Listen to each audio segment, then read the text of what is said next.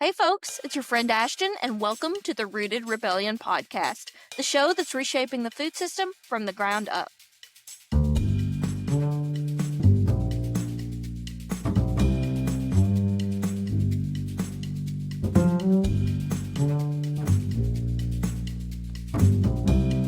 Hey friends, and welcome back to another episode of the sensational and ever educational Rooted Rebellion podcast. I am so thankful you can join us here today. Now, depending on what platform you're using to listen in to today's episode, you might have noticed a slight change to our presentation. That is because we have added video to our streaming. Now, I don't know about you, but I feel as though video makes things feel a little more engaging and all the more familiar. But if this new edition agitates or offends you in any way, I compel you to close your ears and open your eyes because we are moving into the new era. And with that update, let's get down to business. You know how everyone seems to have at least one topic that they just completely geek out about? Well, I have several, a few of which include classic American sitcoms, folk music, and what we're going to be talking about today, the intersection of agriculture and literature. And if you do not consider yourself a bookworm, please stay tuned. I promise we're going to weave this all together. You're going to understand by the end of this episode just how flawlessly agriculture and literature go hand in hand. Taking time from her packed schedule to help explore this topic is Dr. Leah Bayens, the director of the Berry Center Farm and Forest Institute. And that's Berry as in Wendell Berry, the great agrarian author who I am proud to say is one of Kentucky's own. The Institute provides what they call an education and homecoming. Agricultural community education for folks from all walks of life looking to steward the land well. Leah draws from her own experience as a Kentuckian to blend the humanities with sound farming practices. I am really honored to say that even before this podcast, I was lucky enough to be a pupil of Leah's. During my undergraduate days while an intern at the Berry Center, she was a fabulous guide for my undergraduate honors research thesis. And it is my immense pleasure to have her here today to discuss the junction of agriculture and literature. Let's dig in.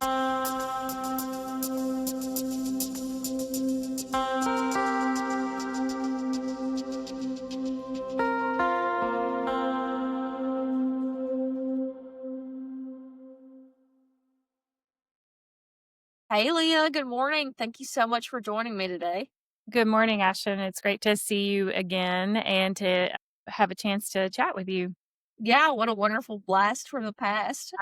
I cannot wait to get into this topic. This is the episode, quite frankly, I've been waiting for, not to put any pressure on you, but this is kind of my jam. So I'm really excited to talk to you today. Well, it feels good to have somebody actually interested in the things that I think about all day long and then sometimes even in my sleep. Yeah, I understand that feeling totally. So, Leah, before we get started, would you care to just explain to our listeners a little bit about your role at the Berry Center and the work that you do? Sure. So I am the director of the Farm and Forest Institute, which is the educational arm of the Berry Center. The Berry Center is an agricultural advocacy and education nonprofit. We really have worked hard to pull together 4 different areas of work that we have deemed as the radical root of our kind of approach to how to work on the culture of agriculture as a way to really make it possible for farmers to be able to afford to farm well. So that means we bring together what people might typically think of as the kind of the science of farming, the sciences of farming, but also the arts of farming. So it's the arts and sciences of farming and agriculture. And so my area, the education arm of the Berry Center, was one of the first programs that we initiated. The center was founded in 2011 by Mary Berry, who is Wendell and Tanya Berry's daughter. And by 2012, we had initiated our education program and really was charged with the task, the great and wonderful and creative task of taking Wendell Berry's writing and the work, writing and otherwise, of people who have shaped his thinking about education and transform that into a curriculum that brings together the arts and the sciences, that brings together the practical and the liberal arts in a way that is right. I mean, those things never should have been separated in the first place. And also to use this as a way to, as he put it in The Unsettling of America, to educate farmers as farmers. And that means that we are, really thinking about education as something that shapes the whole person. So, with the intention that people who farm are able to see themselves in the long line of agrarian thinkers and writers and farmers and land stewards, and that they have a strong sense of commitment to place and people, to people, land, and community, and that they understand how to assume particular kinds of leadership and that means how to say the tough thing that needs to be said, um, without also alienating neighbors and loved ones. Yeah. So that's what I've been doing since 2012 is is creating that curriculum and having the great good fortune to work with farmers and work with people who support farmers and who support good land use in general through a variety of educational endeavors. It's kind of evolved over the years based on what has made the most sense and what the biggest need was at the time. And we started with a college education program, and we have in the last couple of years transition to a community and continuing education program. So people from here in Henry County and from our surrounding region in Kentucky and in the Southeast, in the Midwest, as well as people who are from all over the nation and even some international locations, are able to participate in our coursework, which is inflected by the work of Wendell Berry and is really geared towards making sure that people know how to live well with and from a place. Wow. You have already said so much that I just cannot wait to pick apart. I'm not even entirely sure where to get started because these are some really big and exciting ideas. So let me start here. I feel like you are in a pretty niche role. How did your educational background lead you to this junction of agriculture and literature? Asking for myself as Yeah. well. A little bit of serendipity, a little bit of being in the right place at the right time. Um, Actually, I think I want to start by saying that one of the reasons that an English major ends up being charged with shaping an agriculture curriculum, which I think a lot of people just don't even put in the same category and on one side of things. And then maybe in some ways they have been so distanced from one another that people might even put them not exactly at odds with one another, but like just not even in the same spheres of influence. And I think there are a couple of things that made it possible for me to see the relationship between these things. And what I'm going to say is not at all owing to me in particular as an individual, but is mostly and probably entirely owing to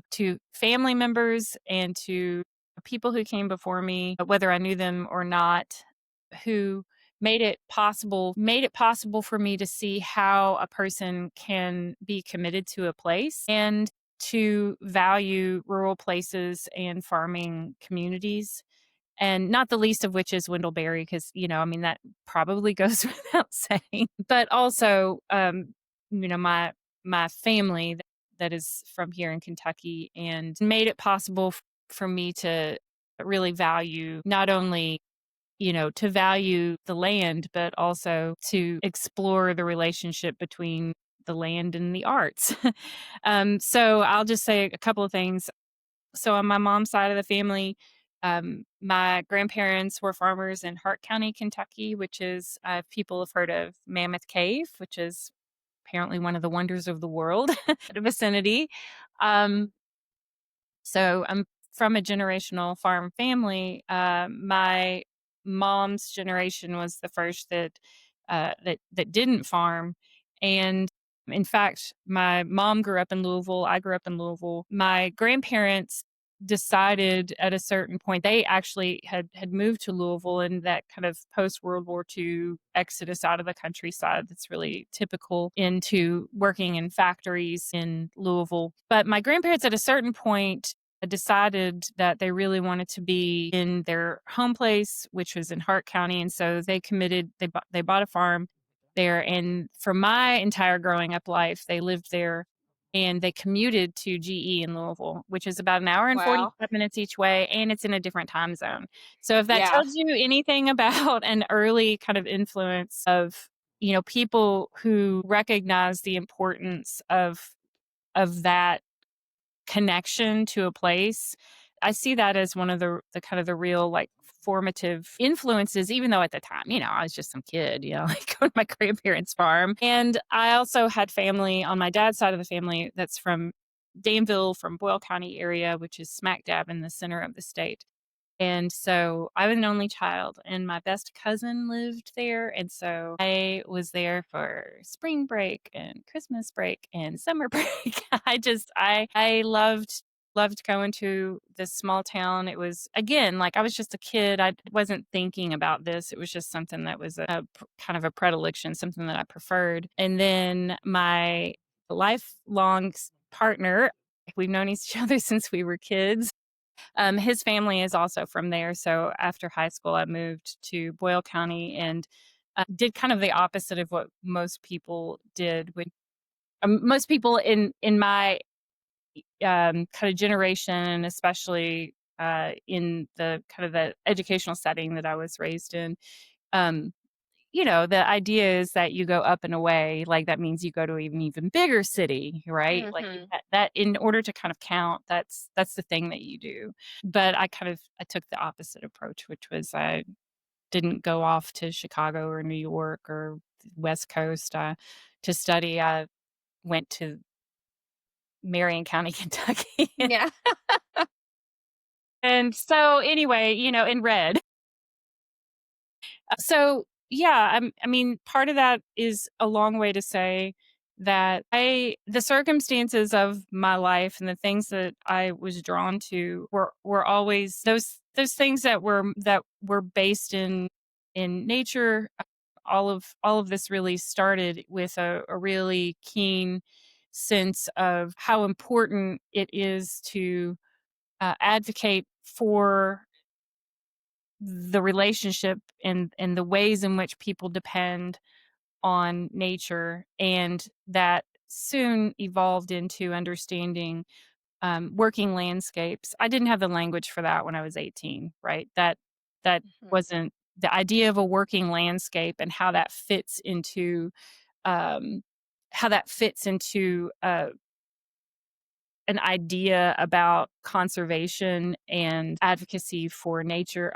I grew an understanding of how these things don't have to be at odds with one another. And in fact, we better not sequester working landscapes from preservation of, of land and of nature. In fact, they better be joined together. And for me, that the thing that I witnessed in good farming and good land stewardship made it possible for me to then put together how is it that the writers that I was most interested in reading, how to put those into perspective so that I could see the ways that stories shaped our understanding of land and of nature, and then also how that was a mutual relationship, how land helped writers to understand their places and how that helped them to understand their relationships and their dependence on and interdependence on with nature. So that was family, that was friends, that was literature, that was people in my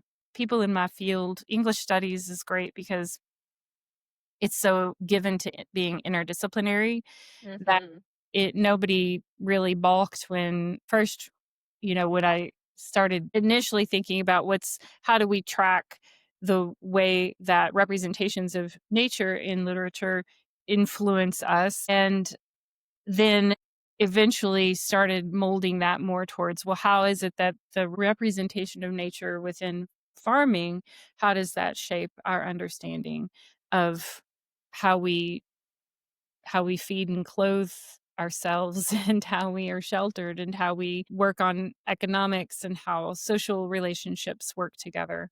And so that kind of all came together for me through life experiences, being committed to a place, staying in that place for a long time, maintaining the connections with family and friends new and old. And I know that that's not possible for everybody, but I was really privileged to have that as something that made it possible for me. While we're on this notion of place, let's just unpack that a little bit. You have so beautifully shared your personal experience, but what do you think place means, generally speaking? What obligations do we have to place? What does place provide us? Well, that's tough.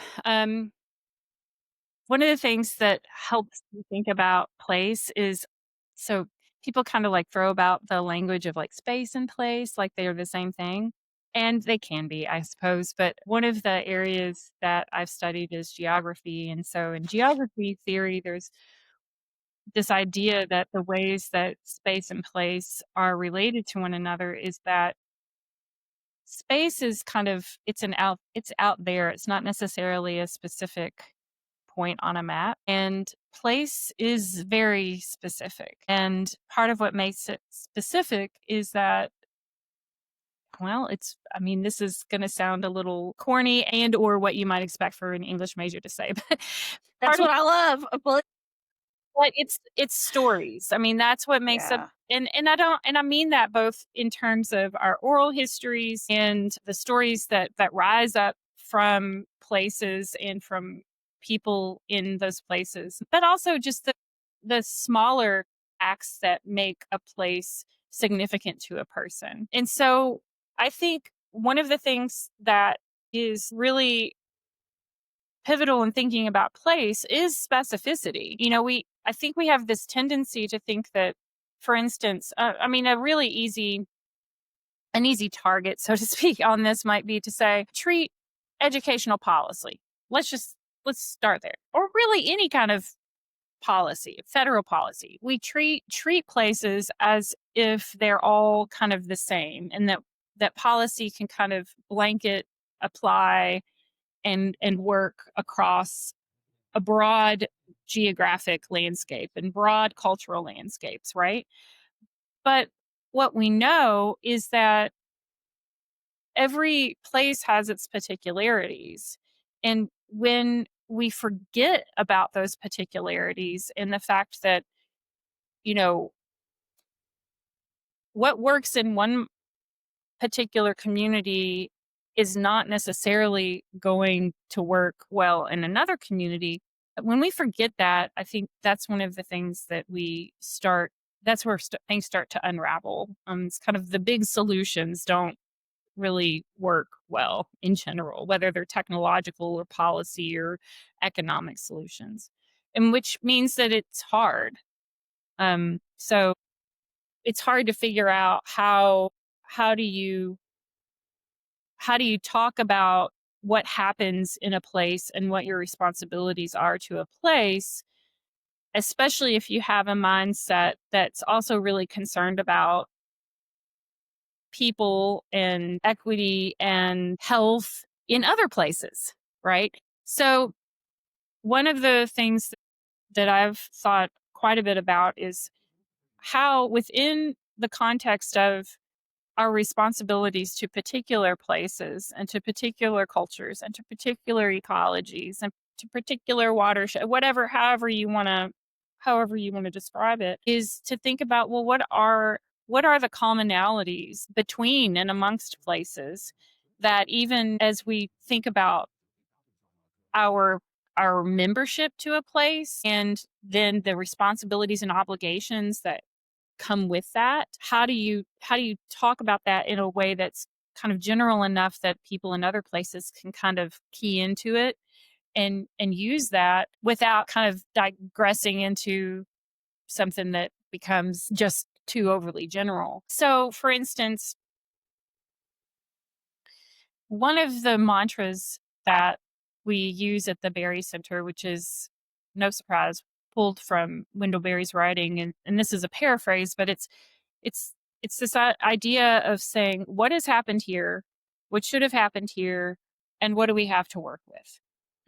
Mm. So that means understanding our responsibility to place means that we have to really think about the long and ongoing influence of history. And I mean like the really long the really long history, geologic history, through uh kind of using that frame, which is maybe overwhelming, but to me, it's just fascinating. That's really exciting to think that in one particular place, you can imagine your responsibility to it and your fascination with the place growing literally from the bedrock up through the soils, up through the flora and fauna on the surface, including the human critters that are on the surface. And what that kind of the long history of that place is. And that includes the good and the bad and the ugly, and really trying to come to terms with that. As I think Wendell Berry has just done a really fantastic job of providing a model for how you do that.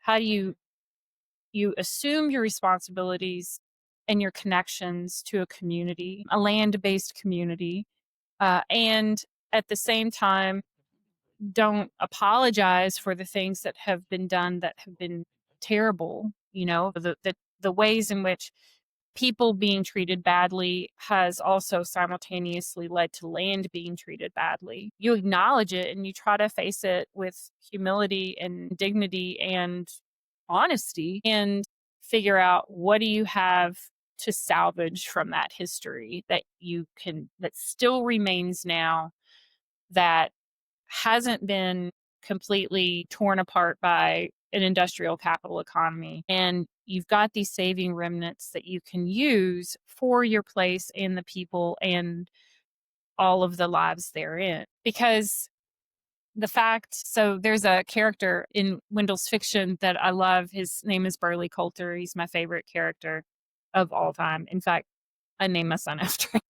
Oh. And he is a fantastic character.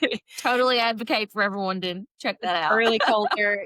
Well, and part of what makes him fantastic is that he's a little bit of he's a card. He's skilled. He's a storyteller, and he's also deeply troubled like the rest of us. He's round like we are. He's got his good points and he's got his downfalls, and that's just how we are. But one of the things that he says in a short story, and then in other places, it's a short story called "The Wild Birds," as Burley Coulter says, we're members of each other, ever and always.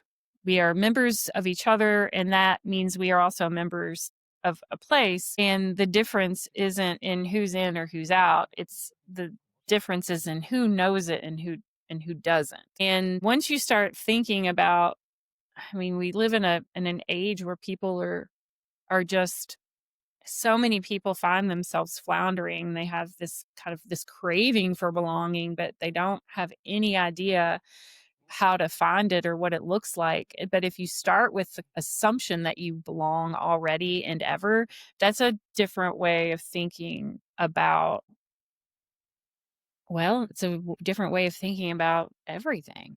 Exactly. And that brings me to the next question that I have. And, I don't think there is any one answer to this. I think you could argue it a lot of different ways. But in your opinion, how has the proliferation of social media usage and just digital technology in general impacted sense of place?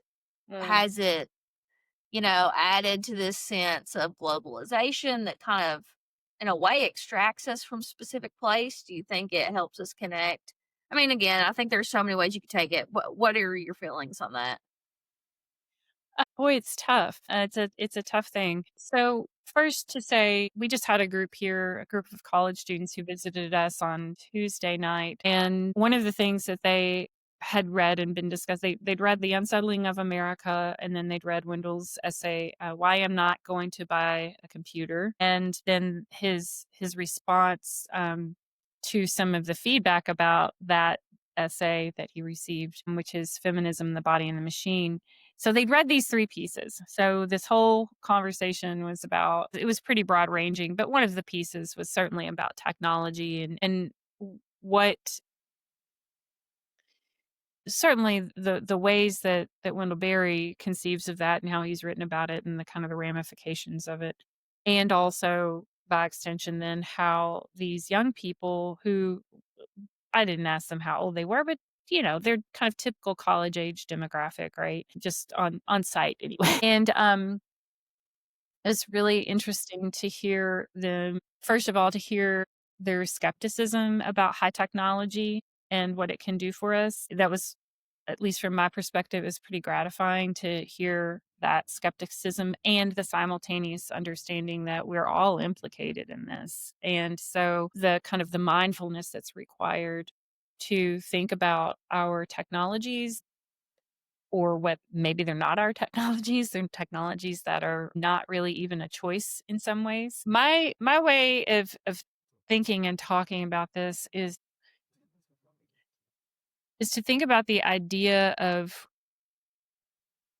a scale and appropriate technology. That means, first of all, acknowledging that not all technology is high technology, and that even low technologies have ramifications, and also that they can still be incredibly useful. Happen to have one right next to me, but like a pencil is technology, Yeah. right? Using, draft animal power equipment is a form of technology. It's not one that most people have much of a point of reference for anymore in the United States. Now, across the globe, it's a different story because, you know, those kinds of power systems, the relationship between humans and draft animals is long. It's a long relationship, and it's still ongoing in most of the world. But we have this sense that once you kind of ramp out of that kind of technology into something that's a higher technology, that it's somehow like off the table. It's, boy, that's dangerous. That's dangerous thinking. Yeah. Yeah. So we spend a lot of time thinking about how to have the use of our minds to evaluate and to assess what kinds of technology are appropriate for our capacities, for the land, for the community, for what the impacts will be socially and on down the line. And that is a probably a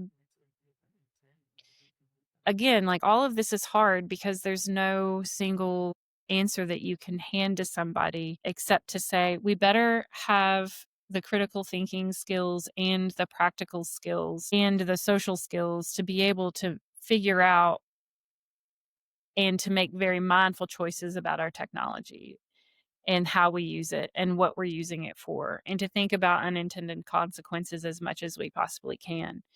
So, to answer your question about whether technology, like, what's the role that it plays in thinking about the particularities of place and how we connect to uh, the people and community of particular places, I think by and large, it's been pretty alienating.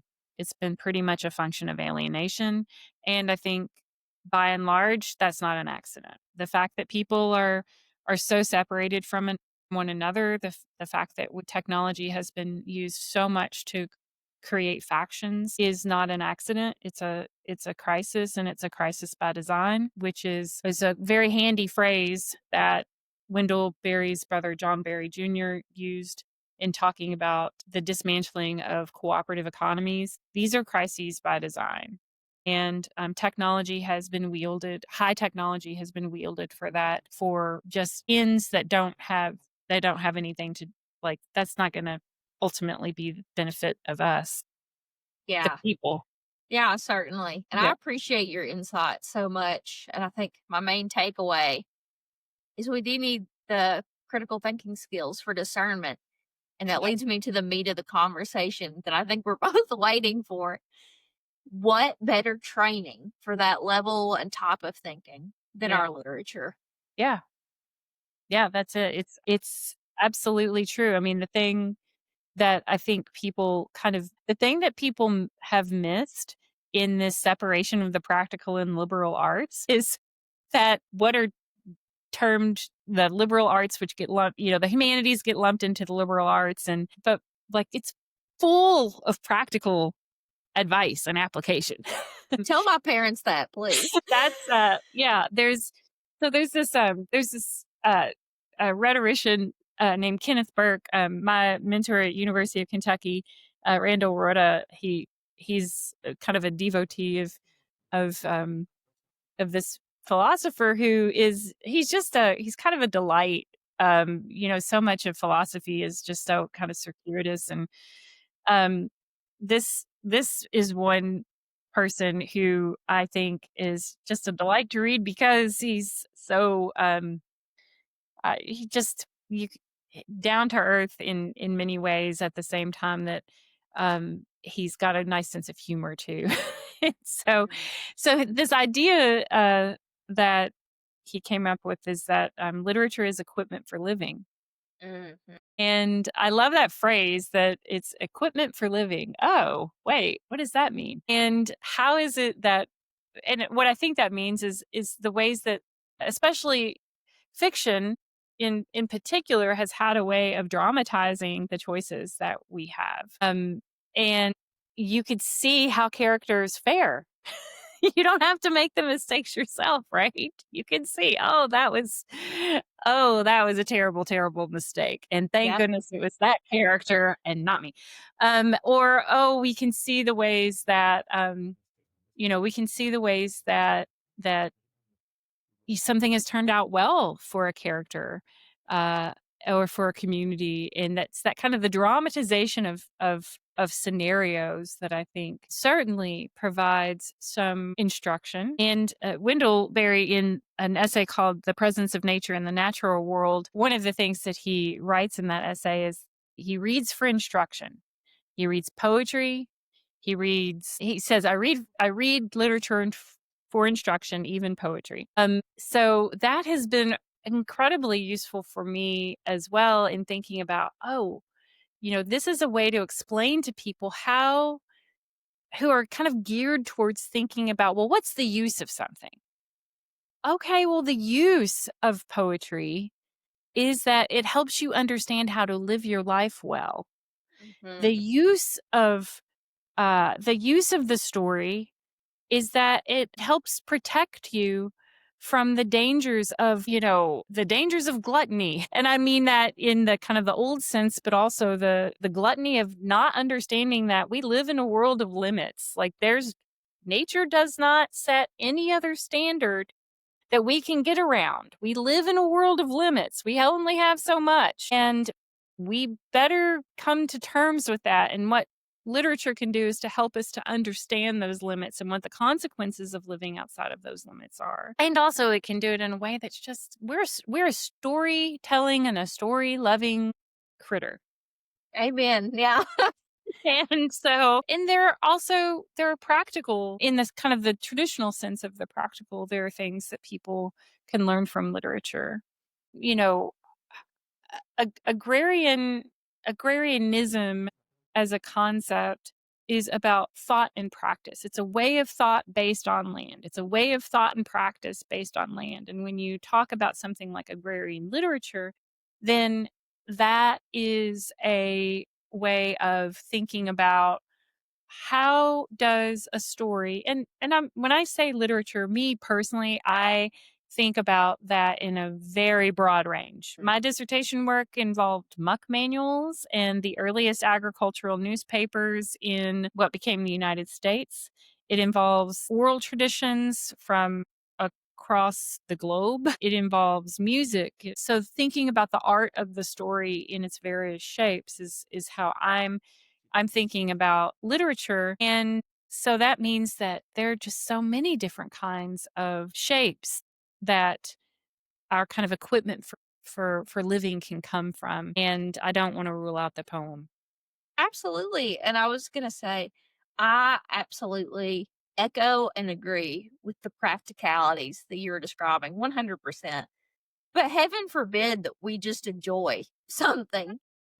And, especially in today's climate, I can't say that I am anti escapism as long as it's not distracting from the work that needs to be done. Yeah. I don't know why we can't all just enjoy Yeah. and appreciate what it is we are capable of that doesn't have the same dangerous ramifications and it doesn't require so much of all of those around us. Yeah. Yeah. Well, and I mean, if people really are, I mean, people I know, thank goodness not everybody is wired the same as I am because we need people who can do math. Yeah, absolutely. Absolutely. I am a private tutor and I focus a lot in the humanities, but I must say, any parent that wants me to teach their child math probably doesn't have a real vested interest in their child's education.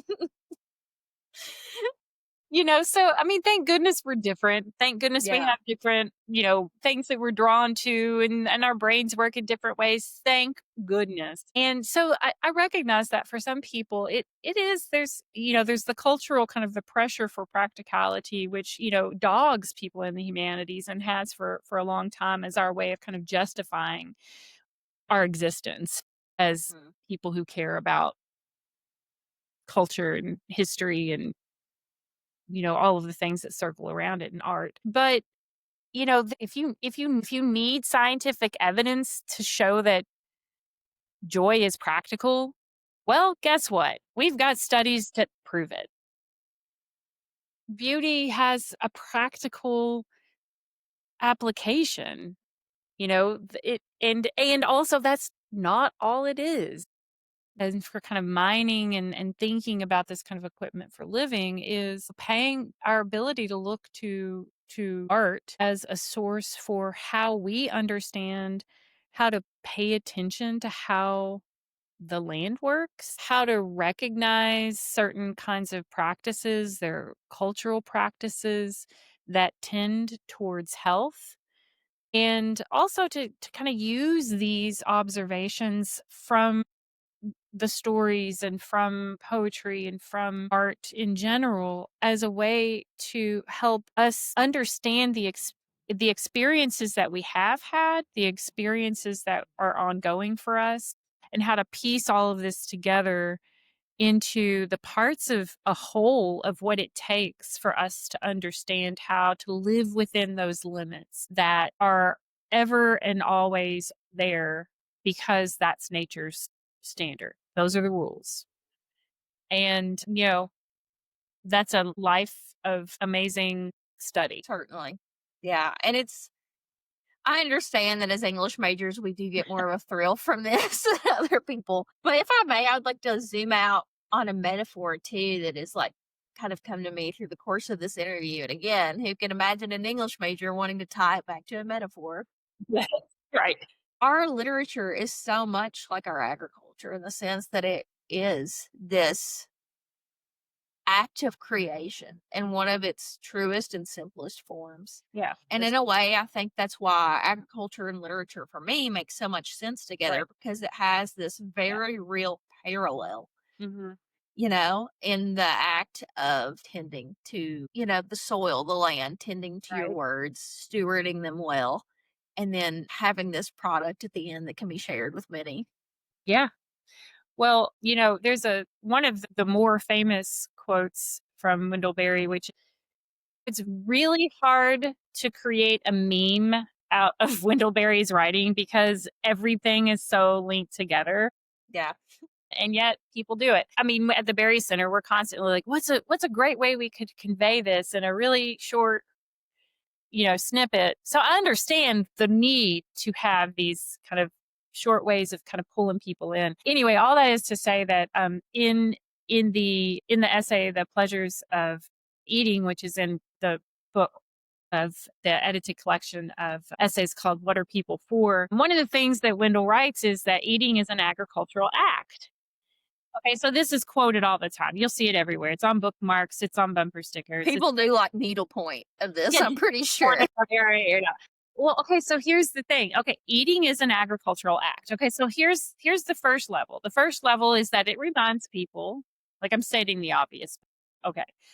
It reminds people, oh yeah, when I eat, there is agriculture that makes that possible. If you read the entire passage in the way that Wendell expands upon that, what he does is he takes the entire process of how from calf to cow to processing, from seed to plant to the lettuce on your plate. And that is not just an act, it is like a dramatic act. And so he makes a parallel to the dramatist Mhm. and shows you exactly how the agricultural production whole process, the whole cycle of what it takes to put food on your plate is both it's a physical act and it is a metaphorical act, which is part of this round of the drama of the country year, of the round of the drama of the story that is ongoing and cyclical. And once one piece is finished, then the next arises from it. Mhm. And wow, that's fun to think about. It is, and it's something that we cannot separate ourselves from, but we live now in a time where each meal we eat is so isolated. Yeah. People don't think at all of where that quote unquote food existed Mm-hmm. before their plate. And I say Right. food in quotation marks because golly, I mean, like, how we can even call some of it food is Right. beyond me. Kind of frank. Or nutritional supplement, I guess. But yeah, that is a really fun thought. And Yeah. on the note of agrarian voices, Mm-hmm. if you want to give me, let's do this like a lightning round. List just a few, like some people that you would recommend to our listeners. Maybe they haven't really read any agrarian literature. Maybe they've only read Wendell Berry. What are 5 or 6 authors you would recommend they Gosh. start with? Oh boy. Well, so this is a really hard question. I'm just glad you didn't say what's your favorite book, because then I would just say I cannot answer that question. Yeah, At least you give me I some. understand. So I teach a round of courses. Speaking of the round of the country year, I have a round of courses called Agrarian Voices study courses, and one of the things that we do, there's a different theme for each of the courses, and there's one that's called Readings in Agriculture, and it is a title of a course that Wendell Berry taught when he was at University of Kentucky. And it uses that essay I mentioned earlier called The Presence of Nature in the Natural World as a way to trace out some of the Western agrarian lineage that he calls on. And he takes it back to Virgil, to the Bible, to Shakespeare, to a lesser known writer named Alan of Lille. And so we trace out some of that lineage, which is, I think, typically viewed as part of a kind of a Western literary canon from more of a, like, maybe not as much through a understanding of nature lens, but as an understanding of all the kind of human condition lens. And so that essay is a really great starting point for people who are interested in thinking about the long lineage of agrarian writers and how to pull some of those familiar names together into this kind of funnel of thinking about the relationship between land and people in literature. And it's, as far as a starting point goes, it's maybe, I don't know, it's maybe like 50 or it's pretty long essay as far as essays go.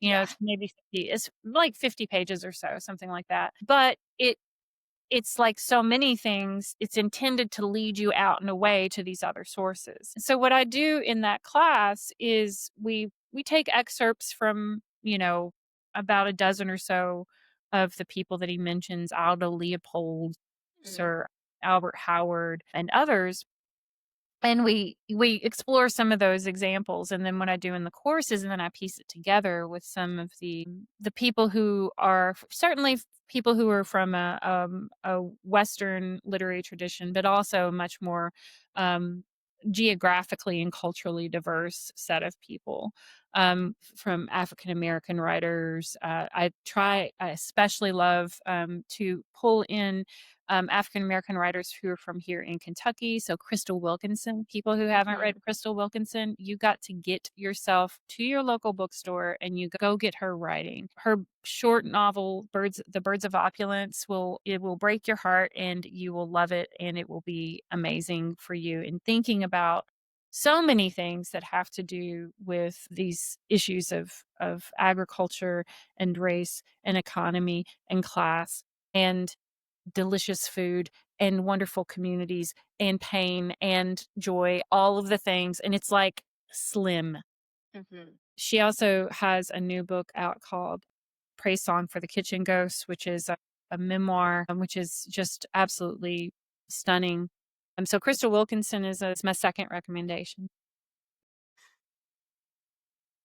In that particular class, we also look at, for instance, Vandana Shiva from India, who has been a really outspoken critic for years and decades, actually, of industrial agriculture, and particularly what came out of the Green Revolution. And then also has a way of really drawing people's attention to the unspoken and little known pivotal role that women have had in agriculture. In fact, in the very beginnings of agriculture, she's got this really fascinating kind of way of tracing the fact that, women were traditionally in roles of gathering. Women were the ones who understood the plants and the animals in a way that most likely led to early domestication efforts. And so, like, how fascinating and kind of paradigm shifting it is to think about women as the originators of agriculture, that in so many ways flies in the face of a history, at least in the West, of how agriculture has carried forward. I think that's really an That's important way. powerful. Powerful. It is. And I love to think about that kind of realignment. A writer who I have just been really fascinated by for a long time is Willa Cather, I who's knew you were gonna say that. um yeah, and so, and she's so, like, I mean, goodness gracious, there's some very problematic ways in which Willa Cather's writing. I'm thinking of the novel "O Pioneers," in which she kind of writes into the history of that landscape, a kind of a European presence that is kind of, it's just so problematic in terms of how it overwrites indigenous history and kind of views Europeans as the kind of the torch bearers for being native in that place, at the same time that it also positions a woman as the head of a farming household and a farming community, and with really keen understanding of good land stewardship that forces a person to come to terms with, how does this work? What is it doing that's both progressive and also obfuscating? And, like, what do you do with that? So that's a really a great writer to look to as one that helps to kind of come to terms with this tension, especially in American literature. And to read that through the lens of, and this will be my last recommendation, because I could go on and on.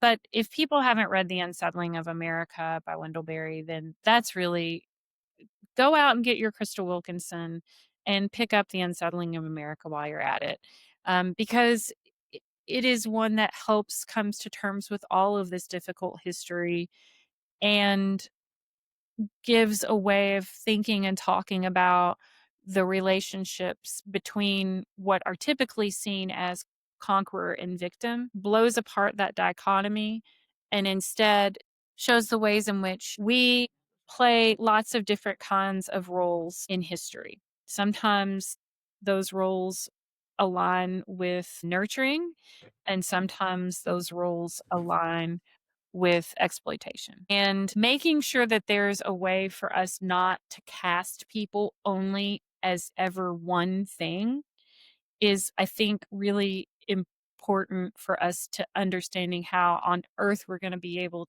to come to terms with one another. Mm, And that yeah. book helps give me the language for doing that and for thinking about all these other texts that I recommended.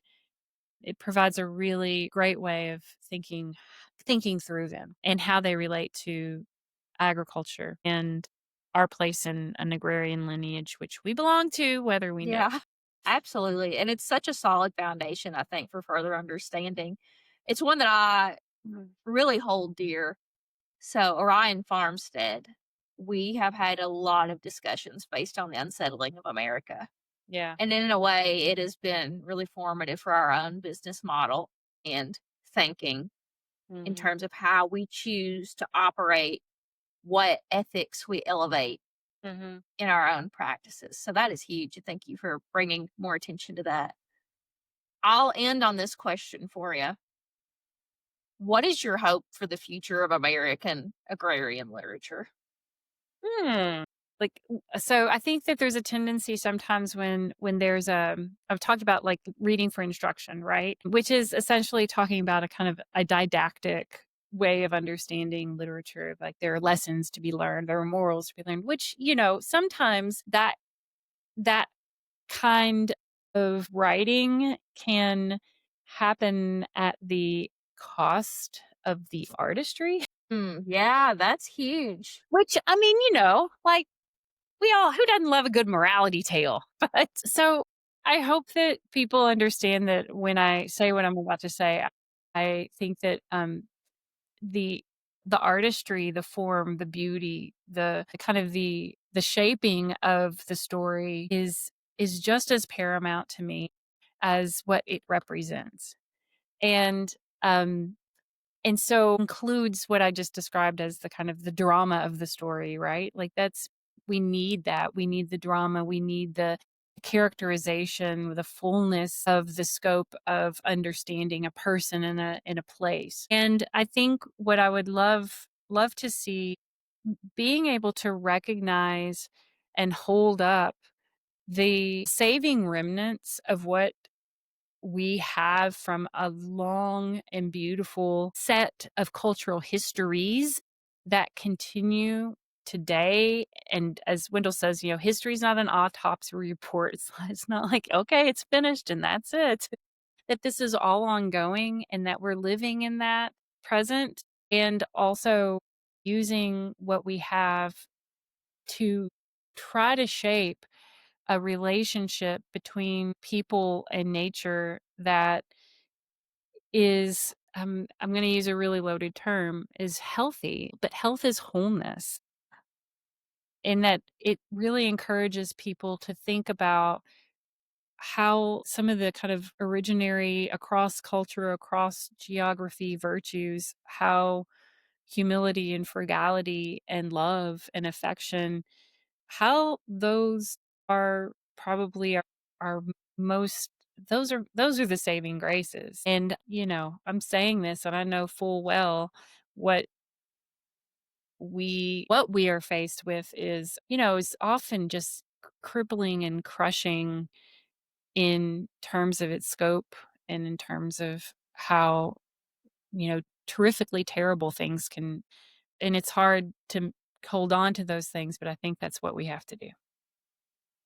So I Wow. hope our literature will help us do that. Yeah. I hope it always continues to do so. Yeah. Well, yeah, thank you so much for your insight and your time today. I know you've got a lot coming up with the Berry Center and the Farm and Forest Institute. I will link some of your coursework as well as some events that are coming up at the Berry Great. Center in the show notes. Yeah. But Thank you. yeah, thank you so much for your time today. I appreciate it. And, if people are interested in the Berry Center's work, we have lots of ways for people to engage. And if anybody's interested in joining up with me and my neighbors here and from friends from elsewhere in any of these Farm and Forest Institute classes, we'd be happy to have people. We welcome people from all walks of life because we ought to have people who are not all of the same accord sitting down together and figuring things out. So, Absolutely. Well said. Well, thank you, Leah. all right. Thanks so much, Ashton.